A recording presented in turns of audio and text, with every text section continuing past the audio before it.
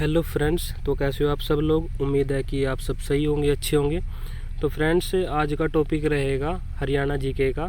प्रथम स्वतंत्रता जो सेनानी है उनमें जो महायोद्धा थे वो कौन कौन थे, उनके नाम पढ़ेंगे। पहले तो हम 1857 की क्रांति से रिलेटेड जो थे उन महायोद्धाओं के बारे में जानकारी लेंगे, और उसके बाद जो सेकंड रहेगा वो जो 1947 की क्रांति थी, जो हमारा देश आज़ाद हुआ था उस टाइम के पे। तो जो भी इम्पोर्टेंट स्वतंत्रता सेनानी लगा लो, महायोद्धा लगा लो, वो जितने भी हैं उनके बारे में हम एक फैक्ट्स पढ़ेंगे।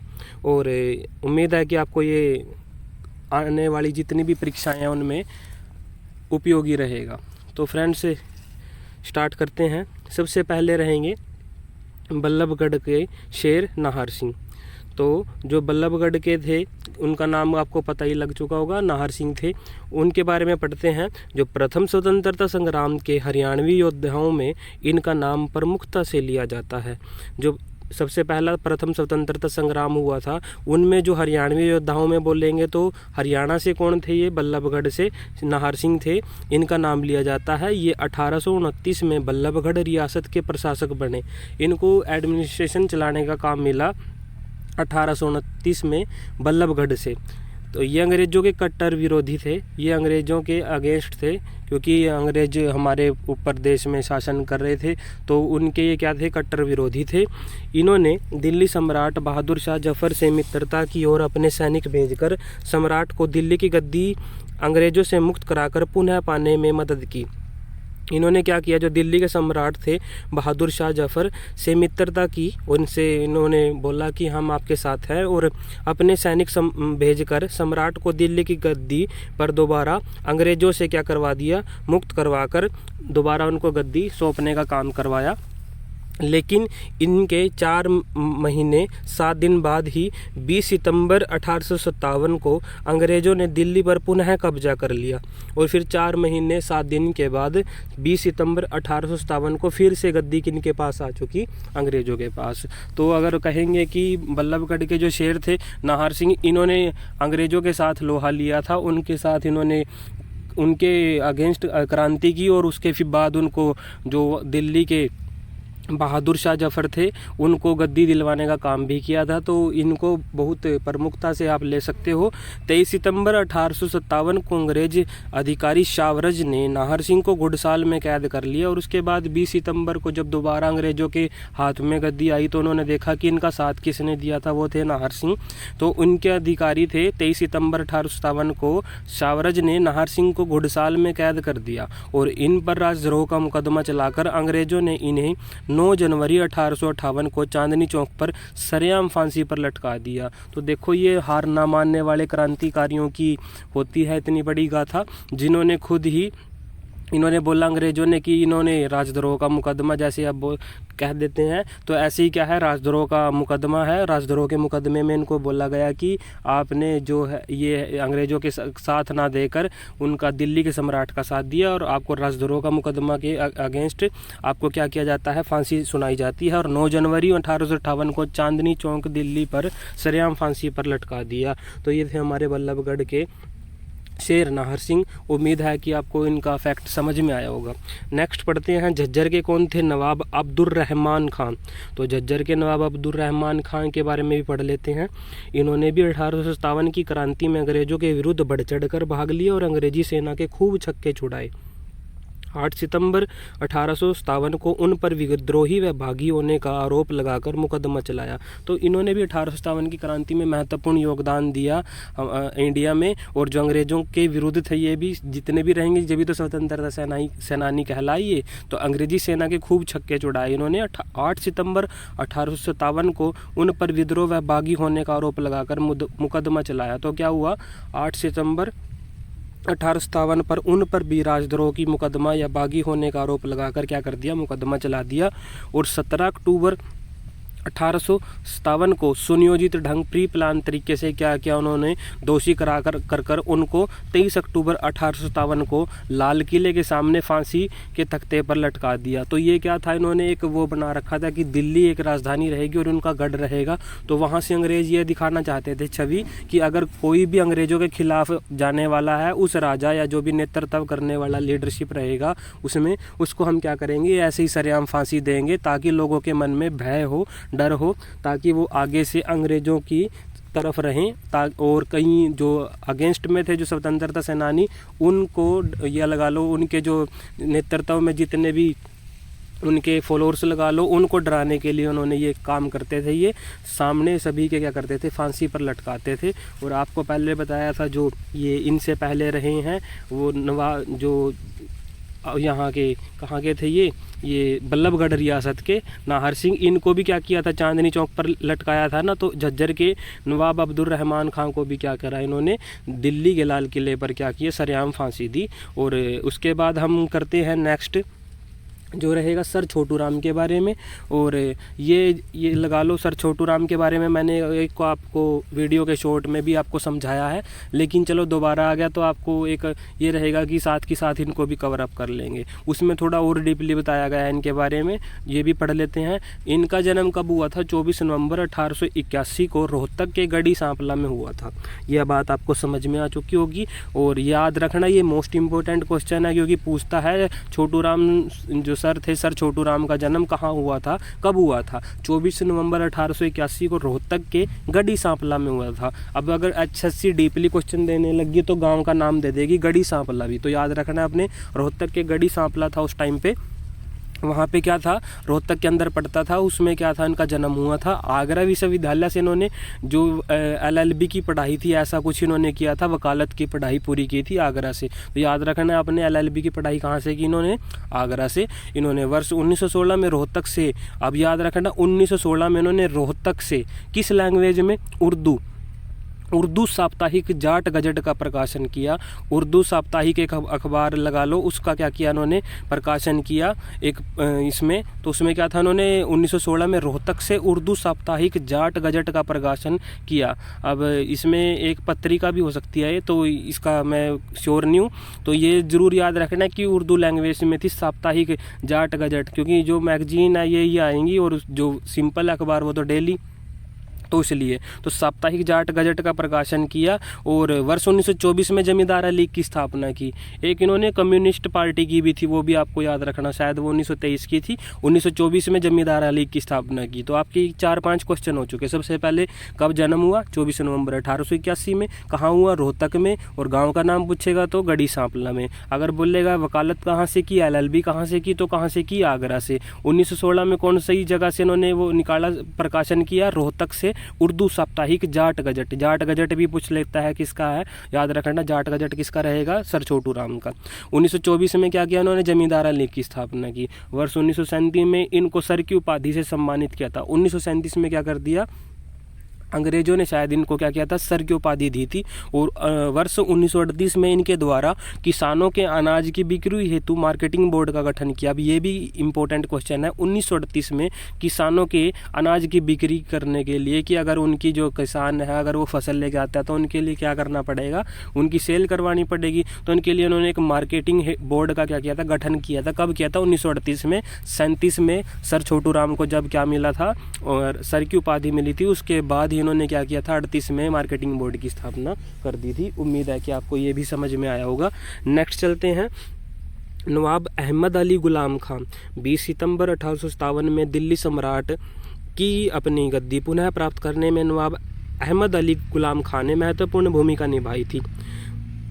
20 सितंबर 1857 में दिल्ली सम्राट को अपनी गद्दी पुनः प्राप्त करने में, जो यहाँ पे क्या था, 20 सितंबर में 1857 में दिल्ली के सम्राट थे ना, उनको दोबारा इन्होंने, जैसे जो पहले थे ना वो कहाँ के थे, वो दोबारा नाहर सिंह थे जो बल्लभगढ़ रियासत के, उन्होंने गद्दी जो दोबारा सौंपने का काम किया था, उनको तो ऐसे ही क्या किया था, इन्होंने भी बिल्कुल सेम ऐसे ही किया था। दिल्ली सम्राट को अपनी गद्दी पुनः प्राप्त करने में जो नवाब थे अहमद अली गुलाम खान ने महत्वपूर्ण रोल अदा किया था। अब इनको भी क्या किया, जो भी उनका साथ देगा दिल्ली के शासकों का या उनको दोबारा गद्दी में काम करने का वो देगा, तो ये तो अगेंस्ट हो जाएंगे किनके, अंग्रेजों के। तो अंग्रेजों ने इनको भी राजद्रोह का करार देकर 22 जनवरी 1858 को फांसी की सज़ा सुना दी और 23 जनवरी 1858 को चांदनी चौक में कोतवाली के सामने सरेआम फांसी पर लटका दिया। अब आप इसमें ये देखो कि इसमें कितने क्रांतिकारी मुस्लिम थे, ठीक है। तो आपको सबसे इम्पोर्टेंट बात ये याद रखनी है कि देखो हरियाणा के अंदर भी देख लो और वैसे भी देख लो, कई जो क्रांतिकारी हैं मुस्लिम थे। तो इसके हिसाब से देखें तो जो देश आज़ादी में थी इन्होंने भी काफ़ी योगदान दिया था। देखो जो जान है, जान से बढ़कर कुछ नहीं होता। अगर इन्होंने अपनी जान ही न्यौछावर कर दी तो देश के लिए, तो ये बहुत बड़ी बात होती है। तो मुस्लिम जितने भी थे उनका भी दिल से ये था कि हम शुक्रिया अदा करना चाहते हैं, क्योंकि इन्होंने कि क्या किया, देश के लिए अपने जितने भी जान प्रति न्यौछावर जितने शासक थे उनके साथ भूमिका अदा करके अंग्रेज़ों से देश को आज़ाद करवाने का काम करवाया। तो आपको ये भी याद रखना है कि जो राजद्रोही थे ये इनको ये एक उपाधि दे दी जाती थी अंग्रेज़ों की तरफ से, और इनको बोल दिया जाता था कि अब आपको क्या है, फांसी पे सजा सुनाएंगे। उससे आपको पहले बताया था अब्दुर्रहमान खां थे और एक ये नवाब अहमद अली गुलाम खां, और अगर आप नेशनल में जाओगे तो उसमें भी काफ़ी आपको फैक्ट्स मिलेंगे। तो इनको भी क्या था, 22 जनवरी 1858 को फांसी की सज़ा सुना दी थी और 23 जनवरी 1858 को चांदनी चौक में कोतवाली के सामने फांसी दे दी थी, ठीक है। तो ये आपको याद रखना। ये भी देखो दिल्ली में ज़रूर जाके देते थे कि ताकि लोगों के मन में फिर से डर रहे कि हाँ हम ऐसे काम कर रहे हैं, अगर कोई हमारे अगेंस्ट जाएगा तो हम उसको फांसी ही देंगे। तो अगला है, अब ये देखो रानिया का नवाब नूर समद खां। अब ये भी देखो यहाँ पे जो रानिया के नवाब थे वो कौन थे, नूर समद खां। तो इसके बारे में ही पढ़ते हैं। अब ये इसमें 1857 की क्रांति का शायद ये लास्ट रहेंगे, क्योंकि उसके बाद जो ये 1947 में जितने भी स्वतंत्रता सेनानियों के में महायोद्धा लगा लो, इनका भी जो नाम है उनमें भी उनके बारे में पढ़ेंगे। तो ये इनके में रानिया के बारे में पढ़ लेते हैं। जो ये रानिया के थे नवाब, रानिया सिरसा नवाब ने अंग्रेजी सरकार का हमेशा डटकर विरोध किया और उनका मुकाबला किया। इन्होंने भी क्या किया, रानिया के जो सिरसा के ये नवाब थे इन्होंने क्या किया, अंग्रेजी सरकार का हमेशा डटकर विरोध किया और उनका मुकाबला किया। और 17 जून 1857 को उन्होंने निकटवर्ती गांव ओढ़ा में अंग्रेजी सेना का सीधा मुकाबला किया। और 17 जून 1857 को निकटवर्ती गाँव पड़ता था, देखोगा अपने सिरसा के पास ओढ़ा, तो उसमें क्या अंग्रेजी सेना का सीधा डायरेक्ट इन्होंने क्या किया, लोहा लिया उनसे। और लेकिन अंत में इन्हें क्या हुआ, पराजय का सामना करना पड़ा, हार होगी इनकी। उन्हें भी सुनियोजित ढंग से अंग्रेजों ने क्या किया, फांसी पर इनको क्या कर दिया, लटका दिया। तो ये भी क्या थे, इधर से मुस्लिम शासक लगा लो जिन्होंने क्या किया, 1857 की क्रांति में क्रांतिकारी लगाएंगे, इनको महायोद्धा की उपाधि दी जानी चाहिए, ताकि इनके जो भी ये थे देश की क्रांति में जो अंग्रेज़ थे इन्होंने जितना निर्मम तरीके से इनको एक कुर्बानी लगा लो इनकी हुई है सभी के सभी की, तो इनके प्रति देखो आपको भी हमदर्दी होनी चाहिए। उसके बाद नेक्स्ट पढ़ते हैं टॉपिक हमारा इसमें ही, चौधरी देवीलाल जी। अब इनको 1857 की क्रांति से रिलेट नहीं करेंगे, तो क्योंकि इनका जन्म देखो 1900 के आसपास हुआ। तो आपको अब इसमें याद करना है कैसे चौधरी देवीलाल थे, इनका जन्म कहाँ हुआ था, सिरसा में। उनका क्या था, जो सिरसा में क्या था, चौटाला गांव था, उनमें क्या था, इनका जन्म हुआ था चौधरी देवीलाल का। ये भी इम्पोर्टेंट फैक्ट है, क्योंकि ये हरियाणा जीके में फिर उनमें भी आ जाता है, जो हरियाणा के सीएम रहे हैं उनमें। तो इनका जन्म सिरसा जिले के चौटाला गांव में हुआ था। वर्ष 1930 में अपनी शिक्षा अधूरी छोड़कर ये खुद ही स्वयं सेवक बन गए। तो उसके बाद क्या किया उन्होंने, खुद के सेवक लगा लो एक तरह से समाज के प्रति काम करने के लिए। तो 1930 में अपनी शिक्षा छोड़ दी थी इन्होंने। क्यों छोड़ दी थी इन्होंने शिक्षा, वर्ष 1942 के आंदोलन में इनकी भूमिका सक्रिय रही थी तथा इन्हें कारावास की सज़ा मिली। 1942 के आंदोलन में इनकी भूमिका बहुत एक्टिव रही थी और इन्हें क्या थी, जेल की सज़ा थी, कारावास की सज़ा थी, वो मिली। वर्ष 1952 में ये पंजाब में कांग्रेस के सदस्य बने। और पंजाब जब उस टाइम पे हरियाणा के जब गठन नहीं हुआ था 1966 से पहले, 1952 में जो हरियाणा विलय था तो उसमें क्या था, कांग्रेस के सदस्य बने थे ये देवीलाल जी हरियाणा की तरफ से। पंजाब में याद रखना है, पर कब बने? 1952 में। तो अगर पूछ लेता है कि जो देवीलाल है ये कांग्रेस के सदस्य कब बने, तो कई साथी क्या करेंगे 1966 के बाद इनको क्या करेंगे, ऑप्शन में लगा देंगे, हिंट लगा के। तो ये याद रखना है कि 1952 में जिस टाइम पे पंजाब में मर्ज था हरियाणा, उस टाइम की बातें हैं ये। तो वर्ष 1962 के चुनाव में कांग्रेस के विरुद्ध चुने गए। उसके बाद इन्होंने कांग्रेस के विरुद्ध अपनी वो था क्या उसका नाम, अपनी एक पार्टी बनाई और उन्होंने विपक्षी दल के नेता बने और विपक्षी दल के नेता बन के कांग्रेस के अगेंस्ट लड़े थे फिर अगली बार से। ये भी आपको याद रखना है। ये कब की बात है? 1962 की बात है। हरियाणा राज्य के गठन में इन्होंने महत्वपूर्ण भूमिका निभाई और हरियाणा गठन में इनका बहुत तगड़ा रोल था, इंपॉर्टेंट रोल था। वर्ष 1977 में जनता पार्टी की सरकार में हरियाणा के मुख्यमंत्री बने। अब 1977 में कब? हरियाणा के निर्माण के बाद 10 साल के बाद हरियाणा के मुख्यमंत्री बने जनता पार्टी की तरफ से, अब याद रखना है। और वर्ष 1989 में केंद्रीय सरकार में उप प्रधानमंत्री बने। और 1989 में क्या हुआ, ये डिप्टी ये लगा लो पीएम बने। ये भी आपको याद रखना है, ये इंपॉर्टेंट लगा लो, क्योंकि हरियाणा के मुख्यमंत्री तो बने थे, कब बने थे? 1977 में। किस पार्टी से? जनता पार्टी से। अब ये तो आपको याद रख जाएगा 777S में ये क्या बने थे? मुख्यमंत्री बने थे जनता पार्टी का। तो याद रखना, डबल दो साथ देंगे जब ही क्या होंगे, बनेंगे। तो याद रखना 7 2 7 है, इसमें 2 7 है, ऐसे रिलेट कर सकते हो। जनता पार्टी की सरकार में हरियाणा के मुख्यमंत्री बने। और 1989 में 89 में क्या हुआ इनका? 8-9 केंद्रीय सरकार में उप प्रधानमंत्री बने। उसके बाद क्या बने? ये उप प्रधानमंत्री बने। और 6 अप्रैल 2001 में क्या हो गया? इनका निधन हो गया। तो ये भी याद रखना है आपको, 6 अप्रैल 2001 में क्या हो गया था? इनका निधन हो चुका था। तो ये आपका पहला पार्ट रहेगा। उसके बाद सेकंड पार्ट में हम इसके बारे में पढ़ेंगे और भी।